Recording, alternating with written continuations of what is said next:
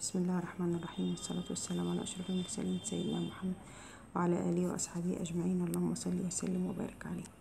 ازيكم عاملين ايه؟ يا رب تكونوا بخير وبصحة وبسعادة دايما ان شاء الله. زي ما انتم متعودين مني في كل فيديو، كل ما بيبقى معايا مبلغ بروح اجيبه ايه شوية مشتريات، ايا كانت رفايح اساسيات اللي انتوا ايه بتشوفوه معايا كل فيديو.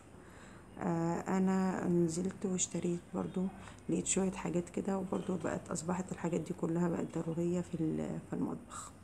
وانا برضو مش بجيب يعني الحاجات اللي هي بتبقى اوفر وكده، انا بجيب برضو الحاجات اللي بتبقى فعلا بحس ان هي فعلا ضرورية في المطبخ.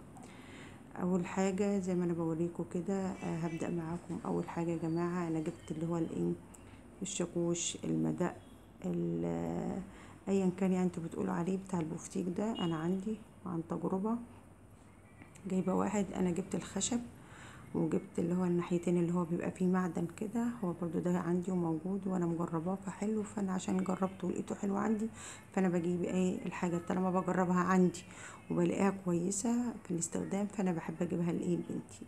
اولا الخشب يا جماعة، تغسلوه بسرعة وتنشفوه، لانه هو بيلم بكتيريا جامدة. يعني المدق ده مثلا له ايه مكان انه يتعلق منه، اول ما تخلصوا تروحوا غاسلينه وتروحوا معلقينه، عشان الايه زي ما بقول لكم الخشب بيلم بكتيريا جامده.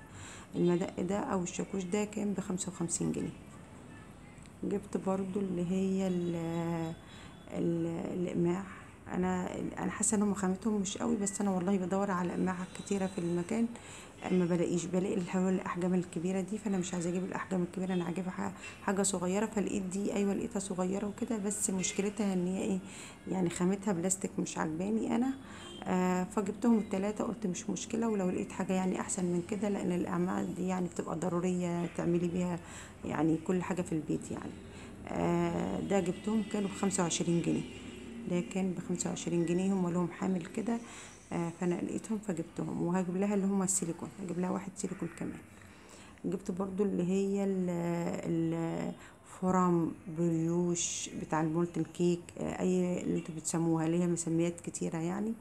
فانا لقيتها، انا جايباها اكتر حاجة يعني انها مثلا ايه تعمل بيها شكل الرز بس.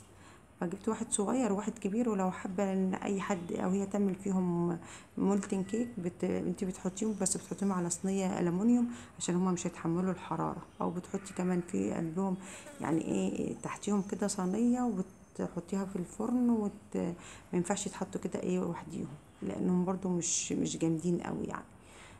ده جبت كان الواحد الصغير ده كان ب55، والكبير كان ب60 جنيه.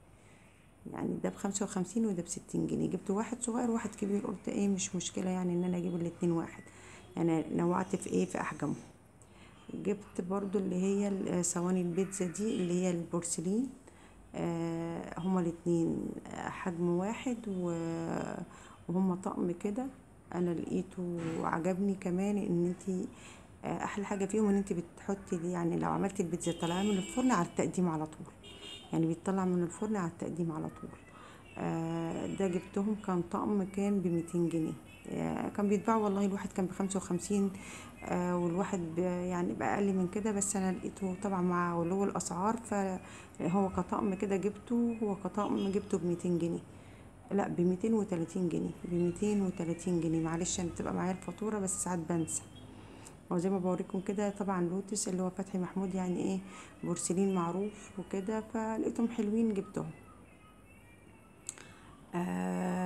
جبت برضو اللي هي الايه، مجات الشوربة الازاز دي، انا كنت جايبه لها قبل كده، ليها 6، بس انا احتاجتهم في رمضان الحقيقة، يعني اخدتهم في حاجات على فكرة انا بعيد اجيبها تاني، لان انا ساعات بحتاجها، يعني ممكن احتاج حاجتي الحاجة دي اخدها خلاص، طالما خدتها باخدها ليا انا، وبعيد شراها تاني ليها. ده طبعا اللي هو مج الشوربة اللي هو الازاز، طبعا انتوا عارفينه، وقلت اجيب لها يعني ايه كمطبخ يعني الاستعمال الشخصي كده، او في البيت او كمطبخ. فجبت 3 وجبت 3. انا بوريكم بس لانهم كلهم تراب، معلش في من الاماكن وكده. فجبت ال3 دول، وجبت كمان 3 معاهم 6. كانوا ب120 جنيه، كانوا ب120 جنيه. انا زي ما بقول لكم جايباهم كمطبخ او استعمالها هي الشخصي. دول التلاتة ايه اللي التانيين اللي انا بوريه لكم، وسعرهم يعني حلو يعني. جبت طبعا زي ما بقول لكم اخر حاجة، انا كنت قايله لكم ان انا كده خلصت، قربت اخلص ازاز المطبخ، فجبت ايه طقم الفيروز ده. آه ده الشكل المتعارف عليه في كل بيوتنا. فانا كان هو اخر حاجة يعني في ازاز المطبخ ان انا اجيبه. جبت 6 زي ما انتوا شايفينهم، تعمل فيهم كابتشينو، او تعمل فيهم سوري عصاير، او تعمل فيهم اي حاجة يعني مشروبات وكده معروفين يعني. انا مش قادرة اتذكر لكم الحاجات اللي بتتعمل فيهم دلوقتي، بس ايه هما كان اخر حاجة في ايه في ازاز المطبخ 6. وجبتهم برضو ماركة تركي اللي هي باشا، انا بحبها قوي، ماركة حلوة يعني ازازها حلو ونقي. وفي برضو حاجات مصرية حلوة قوي، بس ايه كده كانت ايه ممكن بقى، الا اذا بقى ايه في حاجة تانية هتبقى ناقصاني ادور عليها، اطلع الاعداد معاكم واوريكم الحاجات اللي هي ناقصاني والحاجات اللي انا خلاص كملتها.